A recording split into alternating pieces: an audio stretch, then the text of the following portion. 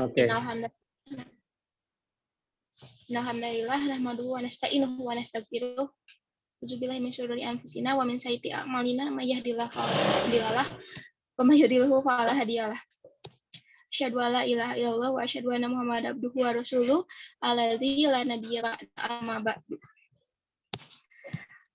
Baik, pertama-tama mari kita panjatkan puji serta syukur kepada Allah Subhanahu wa taala karena telah memberikan rahmat, kesehatan, juga keselamatan sehingga kita dapat berkumpul di ruang kelas online ini. Saya Fahira Atsari Rahman selaku moderator pada diskusi pada sore hari ini, mewakili kelompok 3. Adapun topik yang akan kelompok kami bahas adalah tentang manusia sebagai pelaku dakwah. Adapun anggota kelompoknya itu ada Hafira, Maulana, serta Hilma Syahida. Rangkaian diskusi yang akan kita lakukan pada hari ini adalah pembukaan yang sedang saya lakukan, lalu penyampaian materi, lalu ke sesi tanya jawab, lalu yang terakhir penutupan. Baik, untuk selanjutnya kita langsung saja ke bagian pembahasan. Untuk pemateri pertama akan disampaikan oleh Saudara Maulana Syarif. Apakah hadir? Maulana Syarif. Baik, kepada Maulana Syarif, saya persilahkan untuk menyampaikan materinya. Assalamualaikum warahmatullahi wabarakatuh. Waalaikumsalam warahmatullahi wabarakatuh. 1, 2, yes. Saya Maulana Syarif, perwakilan dari kelompok 3, ingin membacakan materi mengenai manusia sebagai pelaku dan dakwah. Oh, ada dicerai. Jadi dicerain bisa dicerain.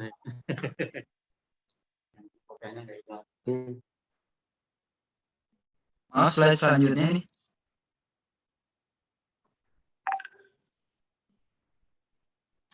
Bukannya dicerai.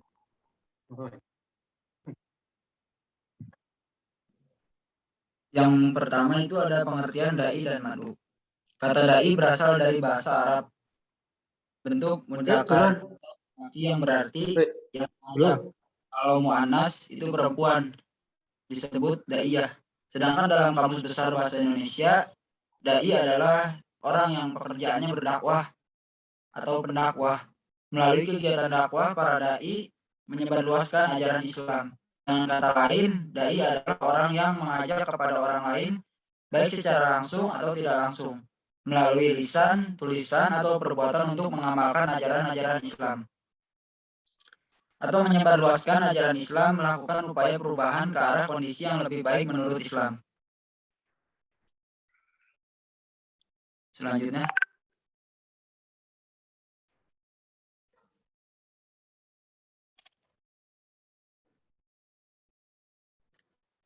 Dai secara bahasa adalah suatu proses penyampaian atau tablik pesan-pesan tertentu yang berupa ajakan atau seruan dengan tujuan agar orang lain memenuhi ajakan tersebut. Sedangkan secara istilah, dai adalah orang yang melaksanakan dakwah baik secara lisan, tulisan, ataupun perbuatan, dan baik secara individu, kelompok, atau berbentuk organisasi. Sedangkan kata dai secara umum sering disebut dengan sebutan mubalik atau orang yang menyebar luaskan ajaran Islam. Namun sebenarnya sebutan ini konotasinya sangat sempit karena masyarakat umum cenderung mengartikan sebagai orang yang menyampaikan ajaran Islam melalui lisan seperti penceramah agama, khotib, atau orang yang berkhutbah dan sebagainya. Selanjutnya.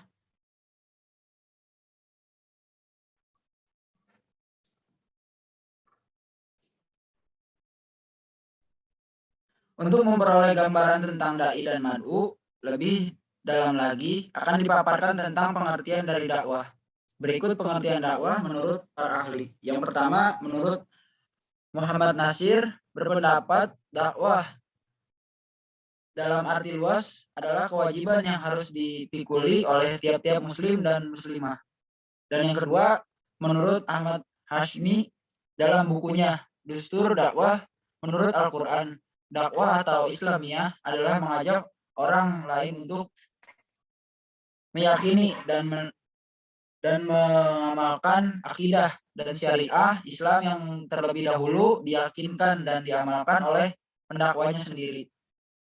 Dan yang ketiga, menurut Toha Yahya Umar.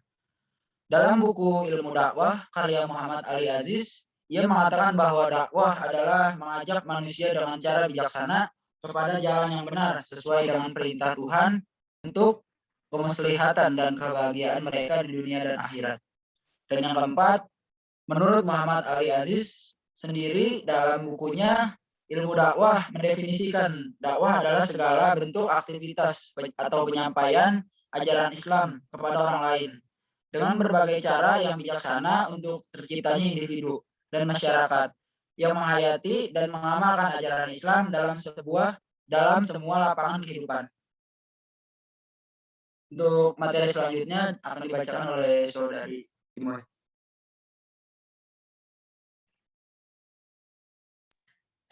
Baik, terima kasih kepada saudara Maulana. Teman-teman, kita telah mendengarkan pemaparan materi yang pertama dari Maulana Syarif. Selanjutnya, kita beralih ke pemateri selanjutnya. Ini akan disampaikan oleh saudari Hilma Sayyidah. Hilma, apakah hadir? Ya, hadir. Ya, baik. Kepada Hilma, saya persilahkan. Ya, baik. Terima kasih kepada moderator yang telah mengizinkan saya untuk melanjutkan presentasi kali ini. Sebelumnya, perkenalkan nama saya Hilma Sayyidah Jasmine. Di sini saya akan melanjutkan materi dari saudara Maulana, yaitu tentang mad'u. Mad'u adalah manusia yang menjadi mitra dakwah atau menjadi sasaran dakwah atau manusia penerima dakwah baik secara individu, kelompok, baik yang beragama Islam maupun tidak, dengan kata lain manusia secara keseluruhan. Al-Bayanuni memberikan persyaratan sebagai pendakwah sebagai berikut. Yang pertama, memiliki keyakinan yang mendalam terhadap apa yang akan didakwahkan. Kedua, menjalin hubungan yang erat dengan mitra dakwah. Ketiga, memiliki pengetahuan dan wawasan tentang apa yang didakwahkan.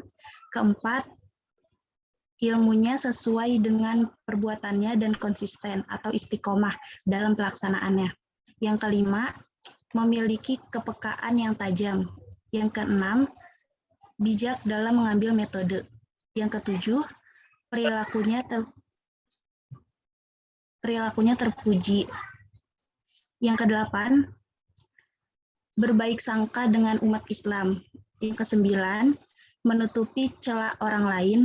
Yang kesepuluh, berbaur dengan masyarakat jika dipandang baik untuk dakwah dan menjauh jika justru tidak menguntungkan. Yang kesebelas, menempatkan orang lain sesuai dengan kedudukannya dan mengetahui kelebihan masing-masing individu. Yang ke-12, saling membantu, saling bermusyawarah, dan saling menasehati dengan sesama pendakwah. Slide selanjutnya.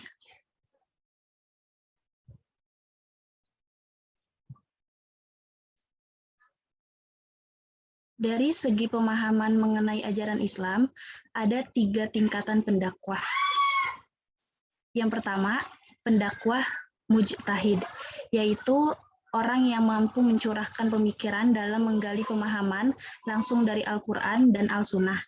Ia tidak hanya menguasai bahasa Arab, namun juga ahli dalam ilmu tafsir, ilmu hadis, usul fikih, dan semua cabang ilmu keislaman. Yang kedua,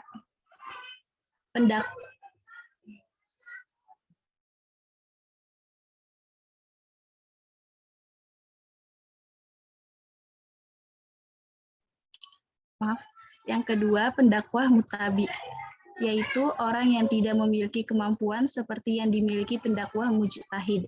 Ia itu hanya kenapa anaknya itu? Maaf Bapak, bukan, itu keponakan saya. Oh, kirain udah punya anak. Mohon maaf Bapak, saya lanjut ya Pak. Nggak apa-apa. Ya, yang kedua, Sebentar, Pak.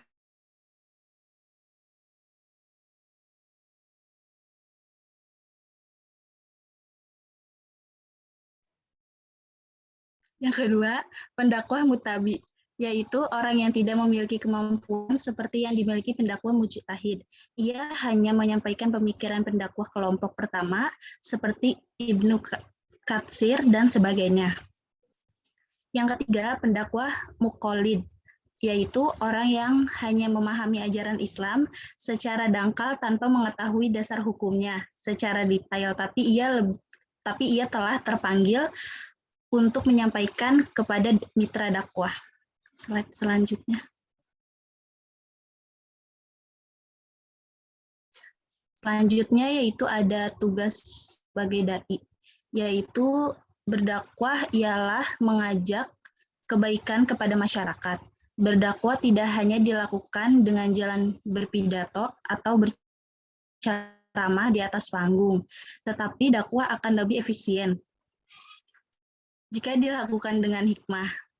Abu Ala al-Maududi dalam bukunya Tazkirah al-Du'ah al-Islam mengatakan bahwa sifat-sifat yang harus dimiliki oleh pendakwah secara perorangan sebagai berikut.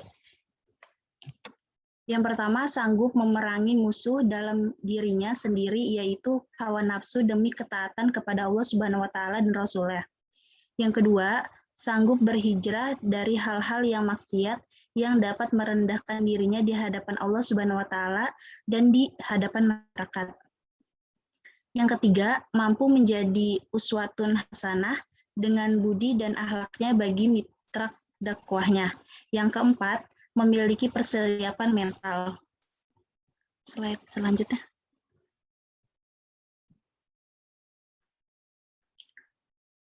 Selanjutnya ada sifat-sifat dai. Sifat-sifat dai itu pertama, beriman dan bertakwa kepada Allah. Yang kedua, ahli taubat. Yang ketiga, ahli ibadah. Yang keempat, amanah dan sidik.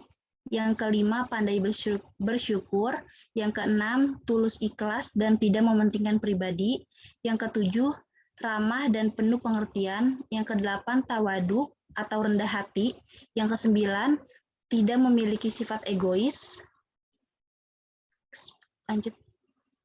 Yang 10, tidak memiliki sifat egois. Yang ke-11, sabar dan tawakal. Yang ke-12, memiliki jiwa toleran. Ke-13, sifat terbuka atau demokratis. Ke-14, tidak memiliki penyakit hati. Ke-15, istiqomah. 16, raja dan hub. 17, sifat antusias. Oh ya. Selanjutnya yaitu proses penyampaian dakwah. Di dalam proses kegiatan dakwah terdapat faktor-faktor yang menyebabkan kegiatan dakwah dan penerangan tersebut dapat berlangsung dengan baik. Faktor-faktor tersebut adalah menyangkut hal-hal sebagai berikut.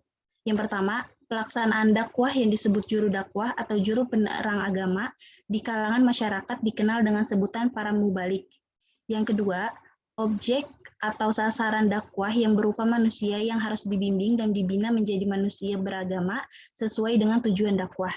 Yang ketiga, lingkungan dakwah adalah suatu faktor yang besar pengaruhnya bagi perkembangan sasaran dakwah, baik berupa individu maupun berupa kelompok manusia serta kebudayaan. Yang keempat, alat-alat dakwah atau disebut juga media dakwah adalah faktor yang dapat menentukan kelancaran proses dakwah.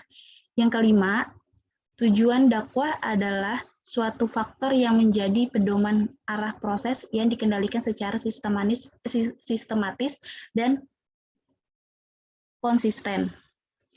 Sekian presentasi dari saya. Mohon maaf bila ada kata yang salah. Wassalamualaikum warahmatullahi wabarakatuh. Saya kembalikan lagi kepada moderator. Baik, terima kasih kepada Saudari Hilma Sayyidah yang telah menyampaikan materinya dengan cukup baik. Nah, supaya lebih jelas lagi, kita lanjutkan pembahasan. Kali ini akan disampaikan oleh Saudari Hafira Fatia. Saudari Fatia, Hafira, apakah telah hadir?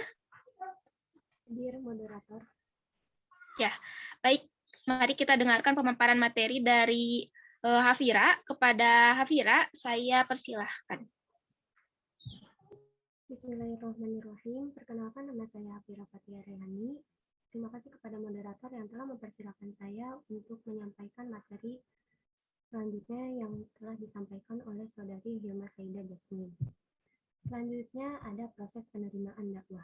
Menurut ilmu komunikasi, suatu informasi diterima melalui beberapa tahap, yaitu yang pertama ada penerimaan stimulus informasi. Jadi stimulus itu kan rangsangan. Jadi manusia itu akan menerima informasi kalau ada stimulus. Artinya kalau ada suara yang diterima.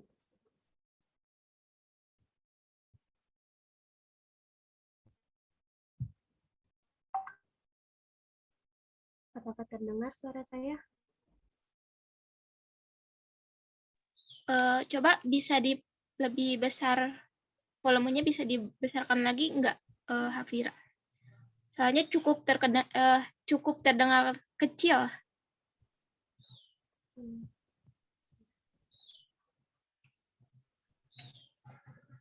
Saya izin masuk ke HP ya, soalnya itu.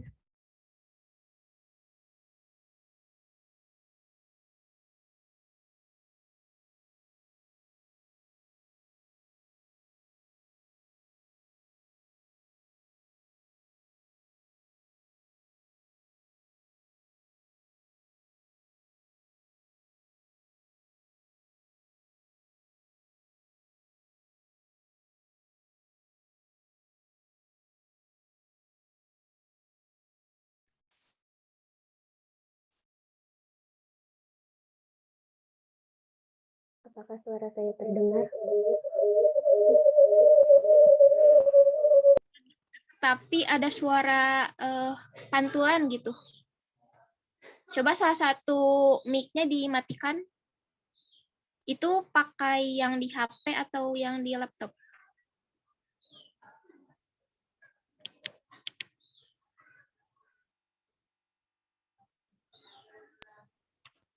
Nah, suara saya sudah terdengar. Nah, sekarang sudah jelas. Bisa dilanjutkan kembali, Hafira. Mohon maaf sebelumnya ada terkendala.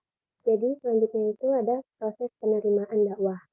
Menurut ilmu komunikasi, suatu informasi diterima melalui beberapa tahap, yaitu yang pertama ada penerimaan stimulus informasi, yang kedua ada pengelolaan informasi, yang ketiga ada penyimpanan informasi, dan yang keempat menghasilkan kembali suatu informasi.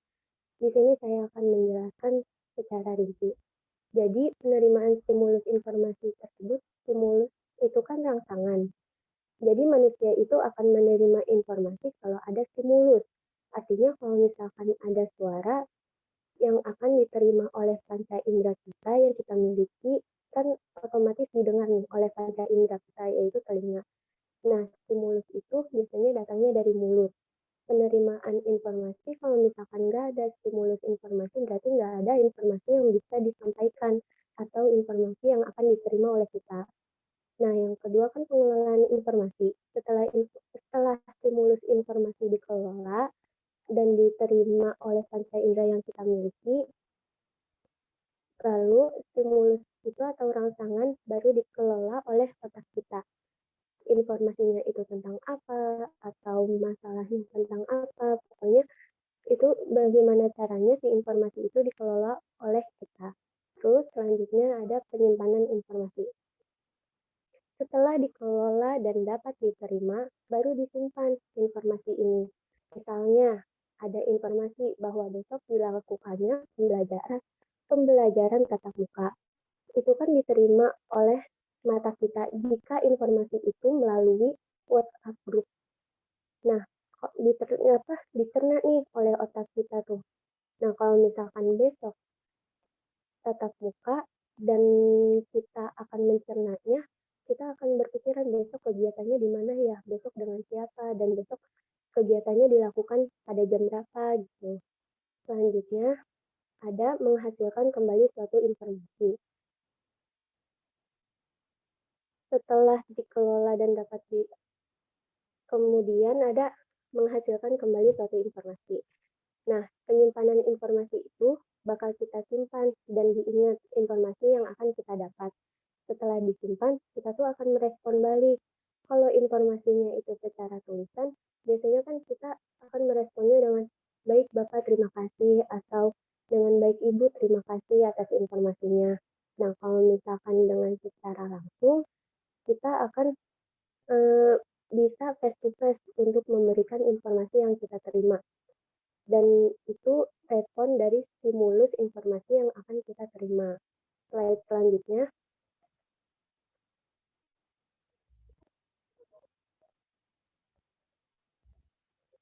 Di sini ada ayat penyampaian manusia tentang dakwah.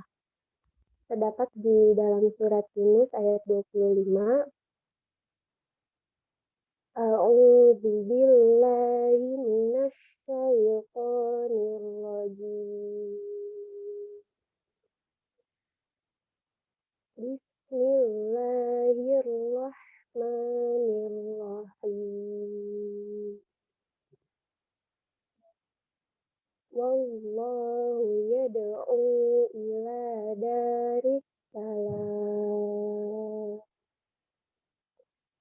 wa yahdi man yasha'u ila siratin mustaqim. Yang artinya, dan Allah menyeru manusia ke Darussalam atau surga dan memberikan petunjuk kepada orang yang dia kehendaki ke jalan yang lurus. Quran Surat Yunus ayat 25. Ayat selanjutnya. Wal takum minkum ummatai yad'una ilal khairi wa ya'muruna bil ma'ruf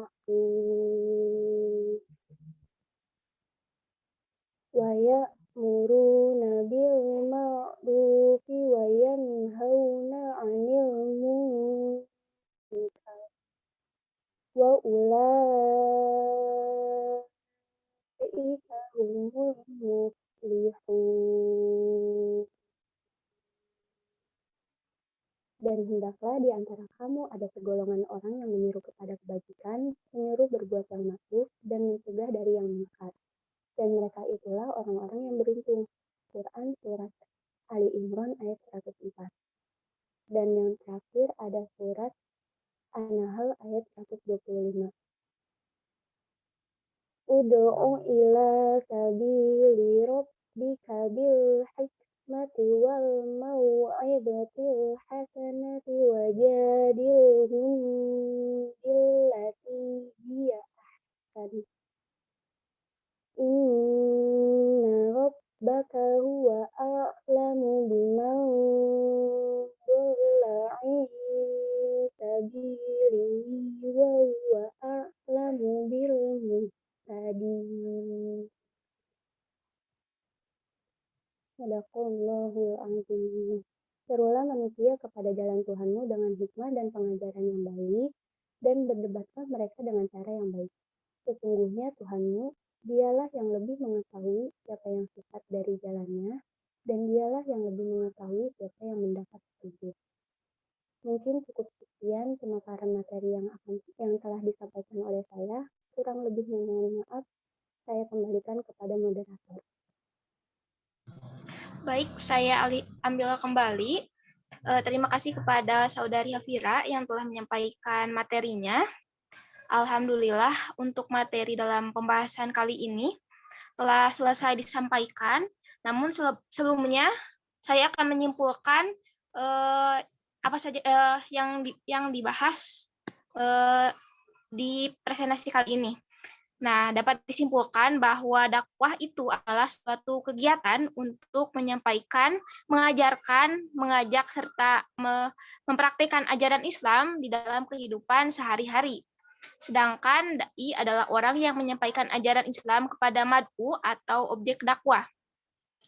Dai sendiri itu harus mempunyai ilmu pengetahuan yang memadai dan tingkah lakunya itu mesti baik secara pribadi maupun sosial. serta mad'u atau objek dakwah adalah seorang manusia yang merupakan individu atau bagian dari komunitas tertentu. Sesi pemaparan materi telah selesai disampaikan. Kita beralih ke sesi selanjutnya, yaitu sesi tanya jawab. Untuk rekan-rekan, jika ada yang ingin bertanya, boleh langsung menyebutkan nama lalu menyampaikan pertanyaannya. Baik, saya persilahkan kepada rekan-rekan semua. Ada yang ingin ditanyakan? Boleh?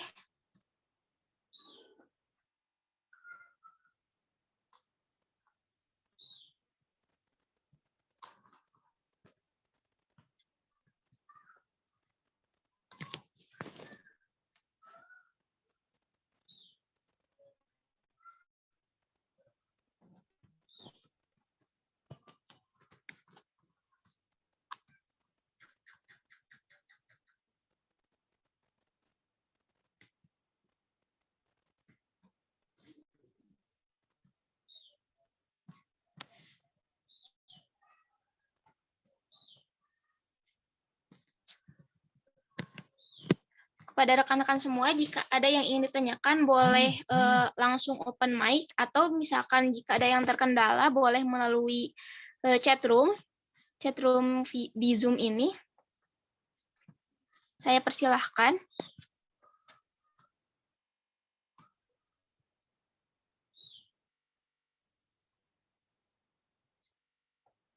Atau misalkan ada yang ingin menambahkan dari materi-materi yang telah kelompok kami sampaikan, itu sangat diperbolehkan.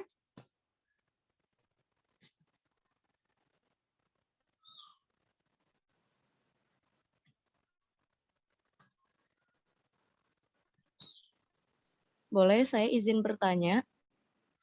Ya, boleh. Silakan sampaikan pertanyaannya. Ya, langsung saja ya. Terima kasih sebelumnya atas pemaparan materinya yang sangat jelas sekali. Yang akan saya sampaikan, yang saya ingin tanyakan gitu ya. Menurut kelompok 3 ini, seperti yang telah dipaparkan bahwa kewajiban umat manusia adalah untuk berdakwah gitu ya, menasehati sesama umat muslim gitu. Apabila ada kesalahan atau kekeliruan, lebih baiknya kita untuk saling mengingatkan gitu ya. Nah, pertanyaan saya lebih utama mana gitu? Lebih utama mana antara yang menasehati atau yang dinasehati? Karena terkadang orang yang menerima nasihat kita itu ada yang tidak langsung diserap gitu ya. Ada yang lebih sulit untuk menerima suatu nasihat gitu ya. Kemudian bagaimana gitu cara kita untuk mengingatkan atau mengajak seorang mad'u gitu ya untuk ke jalan yang benar gitu. Benar-benar apabila misalkan dia telah melakukan maksiat atau dosa besar gitu ya, cara mengajak untuk beliau itu bertaubat secara taubatan nasuha gitu. Nah, itu bagaimana menurut pendapat kelompok 3? Terima kasih. Ya baik, terima kasih banyak Fitri atas pertanyaannya. Kepada rekan-rekan saya di kelompok 3, apakah membutuhkan waktu terlebih dahulu untuk berdiskusi atau ada yang ingin langsung menjawab? Mungkin rekan-rekan kami membutuhkan waktu terlebih dahulu untuk berdiskusi, tetapi kalau misalkan ada yang ingin bertanya, boleh sekarang disampaikan. Saya izin bertanya. Baik, boleh. Saya persilahkan. Ya, tadi dikatakan bahwa seorang dai atau seorang pendakwah itu sifatnya harus nggak boleh memiliki penyakit hati. Di sini tertulis contoh-contoh penyakit hatinya itu seperti sombong, dengki, ujub, dan iri, dan yang lain-lainnya. Bagaimana kita mengetahui orang tersebut tidak ada penyakit hati di dalam dirinya, sedangkan penyakit tersebut ada di dalam hati dan tidak terlihat oleh orang lain? Terima kasih, moderator. Oke, baik. Terima kasih banyak Fatima Azahra atas pertanyaannya. Mungkin kami tampung terlebih dahulu untuk kami diskusikan terlebih dahulu. Nanti akan kami jawab setelahnya.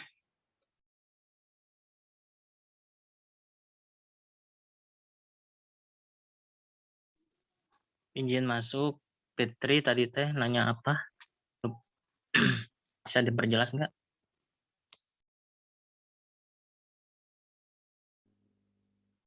Ya, jadi seperti ini. Kan sudah dipaparkan bahwa seorang dai itu tadi Muhammad Ali Aziz gitu ya, bahwa dakwah itu segala sesuatu aktivitas penyampaian ajaran Islam gitu ya, intinya seperti itu, menyampaikan, mengajak untuk hal-hal kebaikan gitu ya. Tetapi nah di dalam suatu aktivitas itu kan ada yang menasehati dan ada yang diberi nasihat. Ada yang menasehati dan ada yang diberi nasihat gitu. Lebih utama mana gitu? Lebih utama mana ketika apakah seseorang yang menasehati atau yang diberi nasihat, karena sama-sama memiliki tanggung jawab gitu. Yang menasehati itu juga kewajiban gitu kan, karena kemudian kewajiban untuk menyampaikan dan tentu dengan ilmu-ilmu yang mungkin harus lebih mumpuni gitu ya, secara benar yang apa yang disampaikannya gitu. Kemudian yang menerima itu kan ada orang yang tidak secara langsung dapat menerima suatu nasihat gitu kan. Nah, seperti yang tadi ditanyakan oleh Fatima, ada saja tentu penyakit hati seperti itu. Nah, itu kan tidak ada yang tahu gitu kecuali diri kita sendiri gitu. Nah, bagaimana itu bisa bisa berjalan dengan baik gitu suatu aktivitas dakwah itu. Lebih utama mana gitu intinya? Lebih utama mana? Apabila di antaranya itu memiliki tanggung jawabnya masing-masing gitu, antara pemberi nasihat itu seorang dai dan penerima dakwah itu. Kayak gitu. Terus bagaimana cara kita untuk mengajaknya gitu, apabila ada seseorang yang melakukan suatu dosa besar menurut gitu ya, suatu kemaksiatan, dan bagaimana cara untuk kita mengajak agar seseorang itu mau diajak kepada tobat yang secara benar-benar gitu, taubatan nasuha seperti itu. Izin masuk, boleh Ya. moderator? Ya, dipersilakan, Fauzan. Kalian itu jawabannya kepada kelompok ini. Saya izin menjawab untuk pertanyaan Fitri, lebih utama mana intinya ya, antara yang dinasihati atau menerima nasihat, memberi nasihat dan menerima nasihat. Menurut saya, pendapat saya itu penting dua-duanya ya, jadi utamanya dua-duanya gitu ya, karena yang pertama memberi nasihat itu kan mengajak ya, mengajak juga, jadi mengajak itu suatu kewajiban lah, kewajiban fardu juga ya, karena kalau misalkan tidak ada yang mengajak suatu kebaikan, maka dosanya akan kepada kita sendiri gitu ya. Bila melihat gitu ya suatu dosa, maka dosanya ke kita sendiri juga ya efeknya. Terus menerima nasihat juga itu utama, karena kenapa?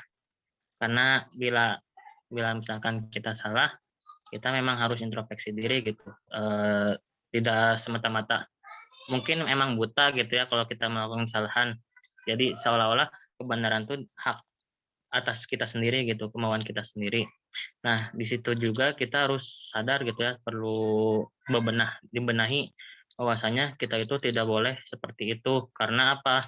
Karena pemimpin seperti Abu Bakar juga ketika khalifnya sahabat Nabi juga ketika diangkat menjadi pemimpin khalifah gitu ya, yang mana pidatonya itu di atas mimbar, Khalifah Abu Bakar bilang, saudara-saudara, aku telah diangkat menjadi pemimpin bukanlah karena aku yang terbaik di antara kalian semuanya. Untuk itu, jika aku berbuat baik, bantulah aku, dan jika aku berbuat salah, luruskan aku.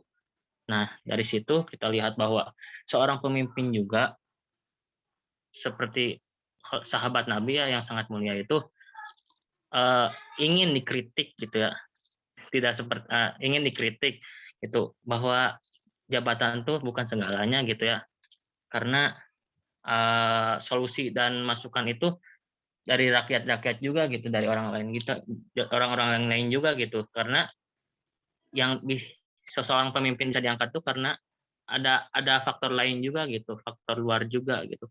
Jadi seorang Abu Bakar itu rela meminta kritik. Nah, dari zaman sekarang mungkin berbeda ya perubahannya, seperti ya presiden sekarang gitu ya.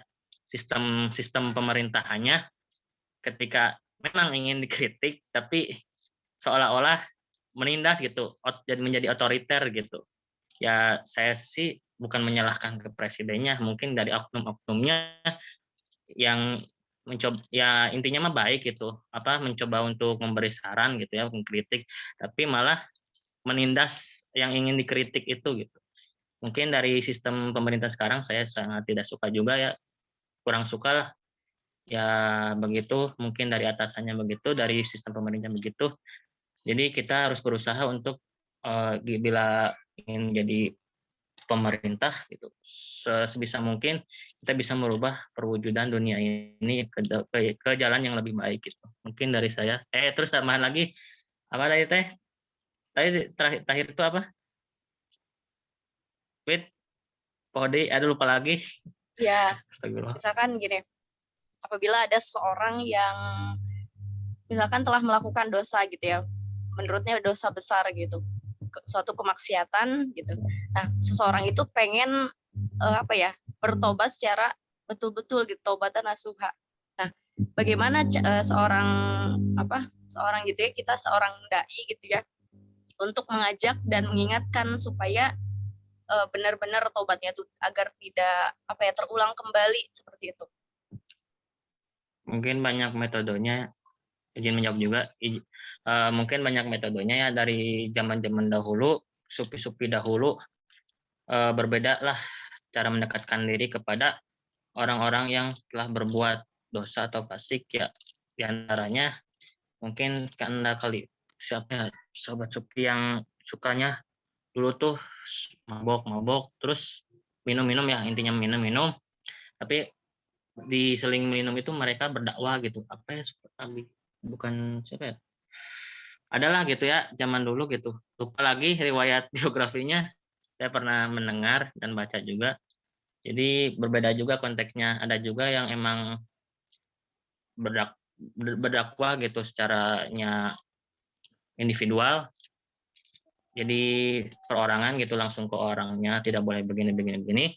Ada juga yang memang dalam metode ceramah seperti di kalangan khalayak umum.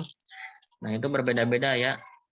Mungkin yang lebih ekstrim itu yang kalangan sufi waktu zaman dahulu ya. Ya mungkin itu berbeda-beda metode berceramahnya gitu, metode untuk mengajak kepada taubat itu. Mungkin sekian ya dari saya, mohon maaf. Ya, makasih Fauzan. Terima kasih Fauzan atas telah menjawab pertanyaan dari Fitri. Cukup membantu kami.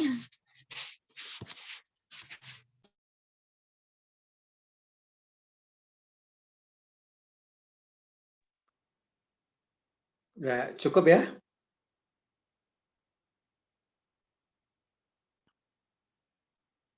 Cukup ya. Halo. Ada satu pertanyaan lagi Bapak dari Fatimah Azahra. Oh gitu. Nanti diskusinya di WA aja ya. Oh ya baik Pak. Kalau gitu tutup dulu atau langsung Bapakin saja. Ditutup boleh. Oh ya. Baik teman-teman, terima kasih banyak atas keaktifan di forum diskusi kali ini. Saya memohon maaf mewakili kelompok 3 apabila banyak kekurangan. Kami memohon maaf. Kita tutup saja dengan doa. Robbana atina fid dunya hasanah wa fil akhirati hasanah wa qina adzabannar. Wassalamualaikum warahmatullahi wabarakatuh. Saya kembalikan kepada Bapak dosen, Pak Asep Sodikin. Terima kasih. Assalamualaikum warahmatullahi wabarakatuh. Waalaikumsalam Waalaikumsalam warahmatullahi warahmatullahi wabarakatuh. Mohon di-on kameranya semua. Sahabat dan teman-teman semua, adik-adikku yang selalu dirahmati Allah Subhanahu wa taala. Pada kesempatan kali ini kita bicara terkait dengan manusia sebagai pelaku dakwah. Ya. Manusia sebagai pelaku dakwah, manusia akan kita kaji pertama sebagai pelaku dan kedua nanti sebagai objek. Dalam objek nanti ada masyarakat ya. Karena tujuan dari dakwah bukan lagi pada kesalehan individual, tapi kesalehan sosial. Maka kemudian masyarakat sebagai khairul ummah. Sekarang kita bicara terkait dengan bagaimana kita diperintahkan oleh Allah terkait dengan berdakwah. Ayat yang sangat familiar dan sering kita dengar yaitu An-Nahl 125. A'udzubillahi minasyaitonirrajim. Bismillahirrahmanirrahim. Ud'u ila sabili rabbika bil hikmah wal mau'izatil hasanah wajadilhum billati hiya ahsan. Inna rabbaka huwa a'lamu biman dhalla 'an sabilihi wa huwa a'lamu bil muhtadin. Ayat ini walaupun mukhatabnya kepada Rasulullah, tetapi dalam kaidah tafsir al-ibratu fi umumil lafdi la fi khususis sabab. Jadi walaupun ini mukhatabnya kepada Rasulullah, tetapi itu juga berlaku kepada semua yang mengaku sebagai seorang yang beriman, mengaku sebagai orang yang berislam. Jadi perintah untuk berdakwah, ud'u ila sabili rabbika, itu juga berlaku kepada kita. Kemudian dikuatkan lagi dengan sabda Rasulullah, walau ayat itu apa? Murron walau ayat. Hah? Apa? Balighu anni walau ayat. Masa murron. Balighu anni walau ayat. Sampaikanlah anni dariku walau ayat. Walaupun satu ayat. Seperti itu. Ini menguatkan kepada kita untuk berdakwah. Masalahnya adalah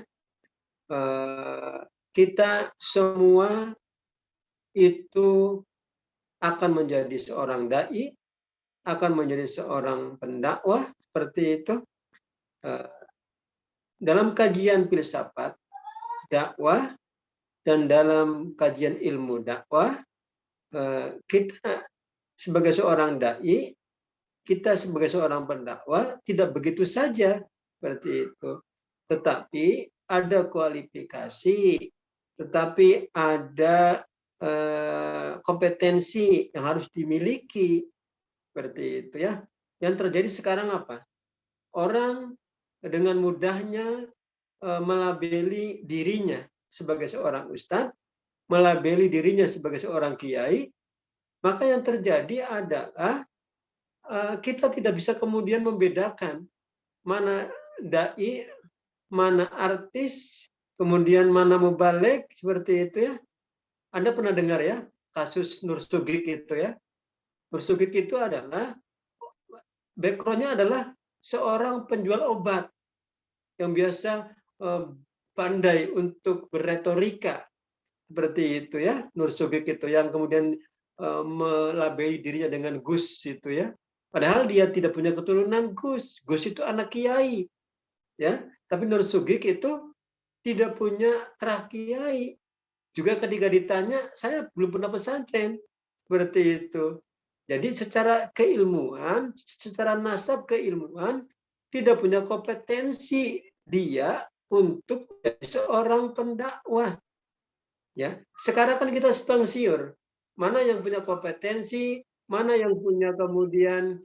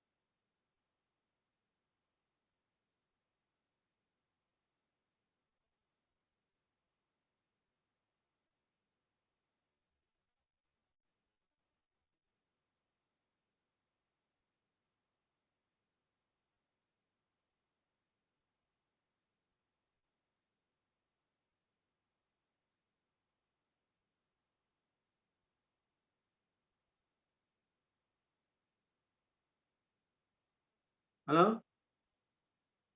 Halo? Halo Pak, halo. Iya, Pak. Ada ya? Ada Ada, Bapak. Pak.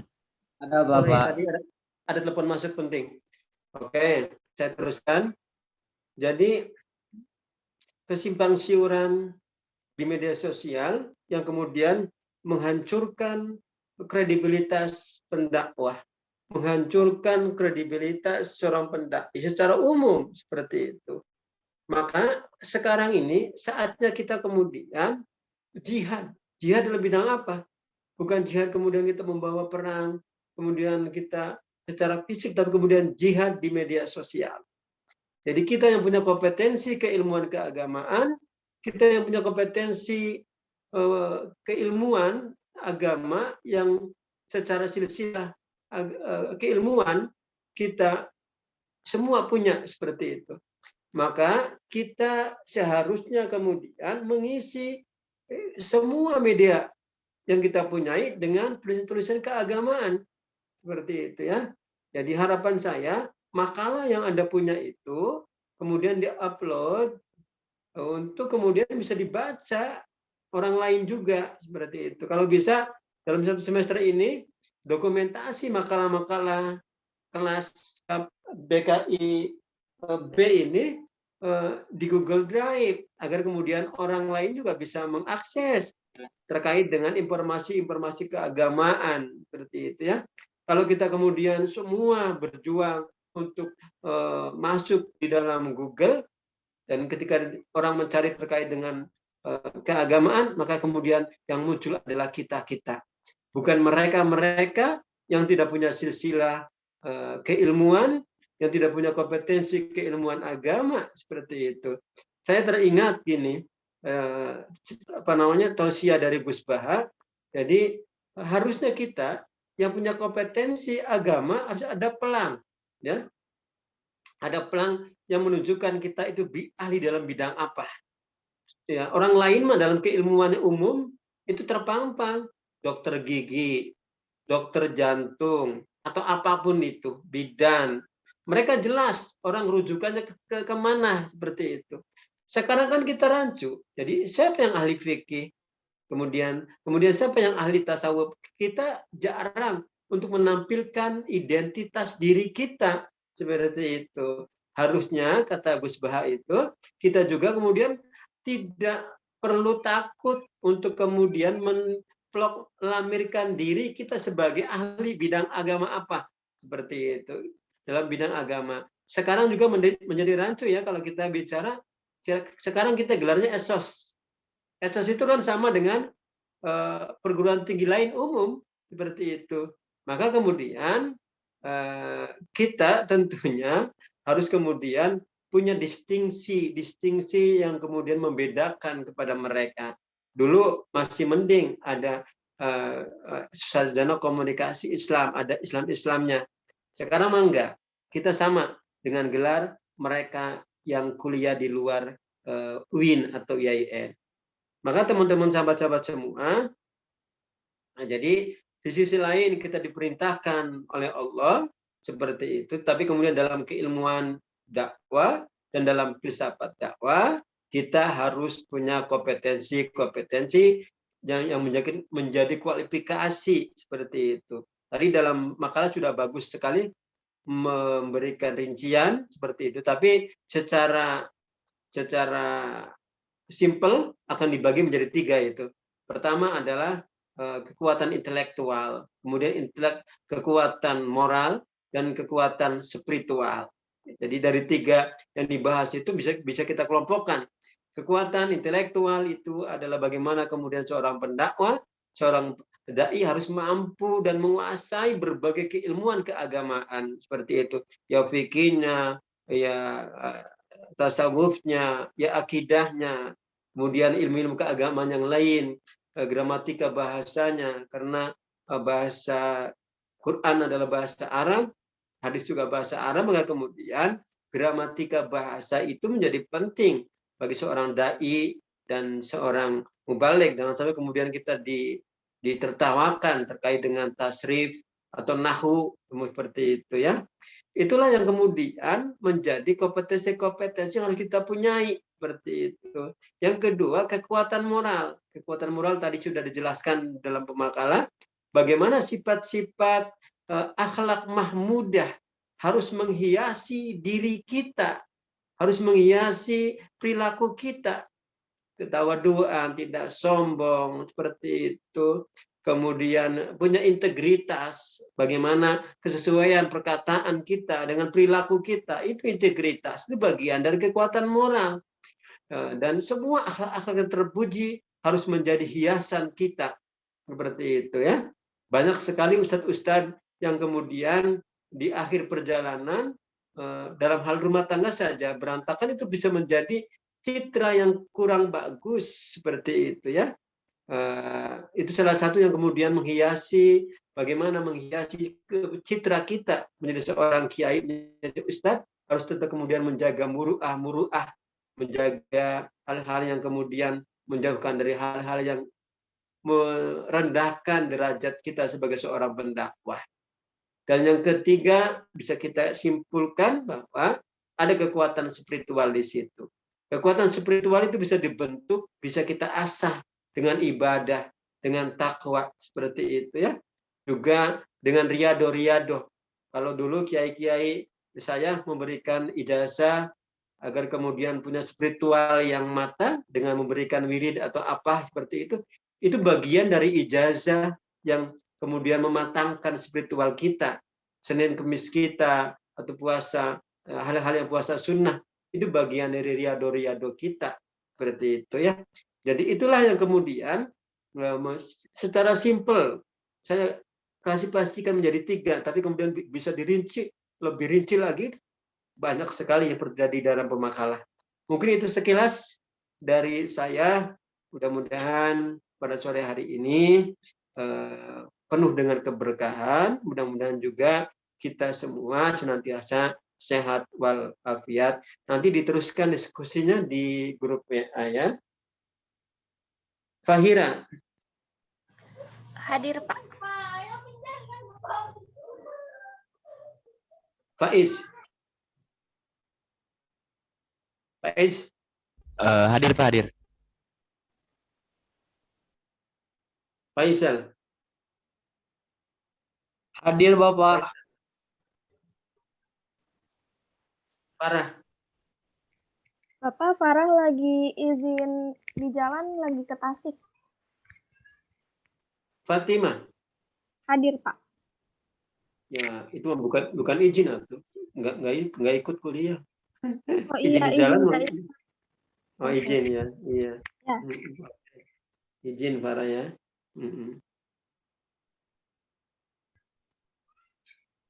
Fatimah. Fatih Rahmat Kamila. Hadir, Pak.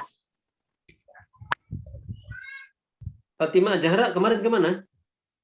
Kemarin ke rumah saudara, Bapak. Lagi ambil Nggak rok ikut. buat tadi. Nggak ikut ini ya, nggak ikut kuliah ya? Ikut, tapi nggak on cam. Oh, tapi apa di saya? Ikut, Bapak. Oh gitu? Iya, Tapi Alpa ikut. kenapa? Ikut, Bapak. Ikut waktu kemarin, Bapak, cuman pas Ikut, Pak, dipanggil ada. emang nggak nyaut, Pak. Fatimahnya katanya lagi di jalan. Oh iya. Nyautnya di itu, Bapak, di chat room. Iya. Fauzan Halim. Lagi nganter ibunya, Bapak, ke klinik. Oh, izin berarti ya? Iya, tadi ada tapi. Fajni Awalia. Hadir, Bapak. Mana yang keras suaranya biar muncul orangnya. Hadir, Pak. Nah, muncul suaranya kencang muncul. Febi, Hadir, Bapak. kamu di mana, Feb? Di jalan? Iya, Pak. Lagi mau kemana? Mau pulang Dari mana? dari Cirebon, Pak. Kamu orang Cirebon? Orang Kuningan. Fatia. Hadir, Pak. Orangnya mana? Sedang di jalan. Oke. Vidya. Hadir, Vidya. Pak. Hadir, Pak. On cam. Oke. Iya, ini on cam. Filosofia. Filosofia tuh lagi sakit, Pak. Kemarin dirawat di rumah sakit. Innalillahi. Sakit apa katanya? Tifus. Tipes. Iya. Fitri. Ya, hadir Bapak. Fitri Fitri Andriani. Sri Rezeki. Fitri Sri Rezeki. Fitri Sri Rezeki. Nggak ada ya? Hadir Bapak, ada. Kamu kemana? Ada Bapak, barusan Mama nelpon. Oh ya. Yes. Hadir, Bapak. Ya, hadir, Yes. Pak. Oke. Yes, di mana ya? Rumahnya ya? Di Vijaya, di Bandung. Oh, Cijawara. Gina. Hadir Pak. Hadir. Oke.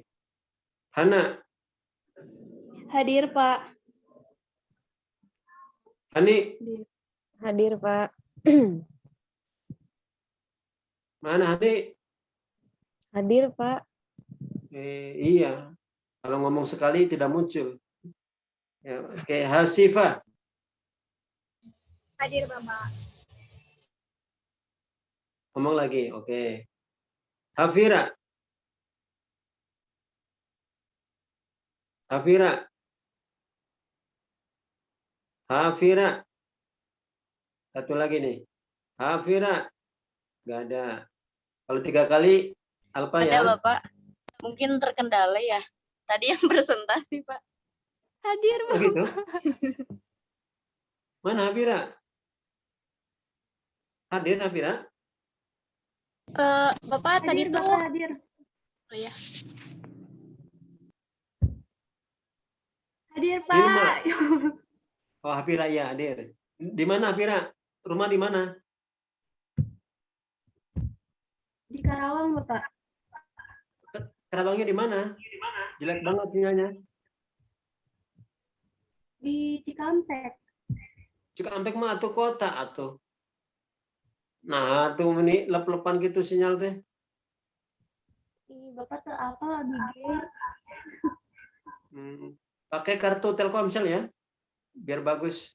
Jangan pakai trik. Di Cikampek mau jelek trik itu. Siap, Bapak. Hilma. Hadir, Bapak. Hilma. Sayyida. Ya, hadir Bapak. Hilya. Hadir, Pak. Hadir, Pak. Khofifah. Hadir Bapak. Khofifah. Ada. Imam. Hadir Pak. Hadir. Indah. Hadir, Pak. Mana dah? Hadir, Bapak. Irma. Irma. Mohon maaf Bapak, Irma tadi bilang ke saya katanya terkendala sinyal. Emang orang mana? Di Medan. Marsha? Salah. Oh, Medan. Ya.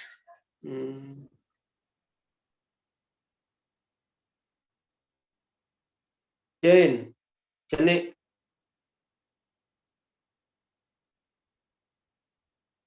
Jane. Jen hadir Bapak tuh di room chat bilang mikrofonnya nggak bisa nyala. Oh gitu. Ya. Orang mana Jane? Nggak tahu. Jen orang mana? Banjaran Pak. Oh. Banjaran. Sinyal atau HP-nya yang jelek? HP-nya yang harus diganti itu mah. Jihan. Hadir Bapak. Tuh, kalau HP bagus langsung Connect ya. Jimmy. Ada Pak. Mana Jim? Ini Pak hadir. Oh, kayak vokalis slam. Kania. Hadir Bapak. Mana Kania? Hadir Pak. Belum muncul namanya orangnya. Oh, udah. Talib. Hadir Pak. Talib Rizky. Hadir Pak. Ini hadir. Liza.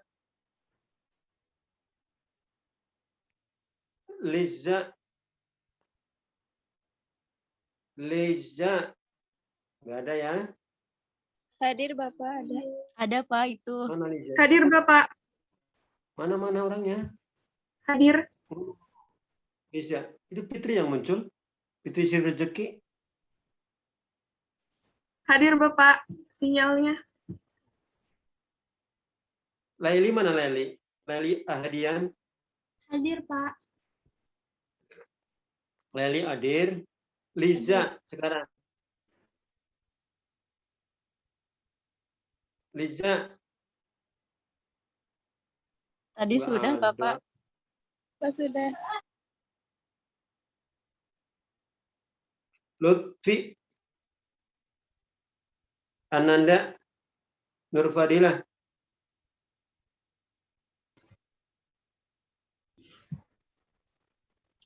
Lutfi hadir Bapak. Sedang bermasalah sinyalnya. Mar'atus Sa'adah. Hadir Pak. Marsha Po. Hadir Bapak. Tadi ada. Ini Pak, hadir. Kamu mah orang lain. Kalau ada, kalau sebut sendiri nggak ada. Martalena. Hadir Bapak. Megarina. Hadir Bapak. Mana orangnya? Ya. Fikra Musodika. Hadir Pak. Musodika. Hadir. Oke. Terima kasih sahabat-sahabat semua. Nanti boleh teruskan di grup WA sampai malam juga nggak apa-apa di grup WA ya. Yuk, minta maaf. Bapak izin foto bersama. Assalamualaikum warahmatullahi wabarakatuh. Mangga, Syaf. Ya, semuanya on cam. Dihitung ya Pak Ijal. Buat slide pertama, Megarina, Imam. 3, 2, 1. Cheese. Buat slide kedua. 3, 2, 1. Cheese. Oke, baik. Terima kasih, Bapak. Sama-sama. Terima kasih Bapak. Ya. Terima kasih Bapak. Sama-sama.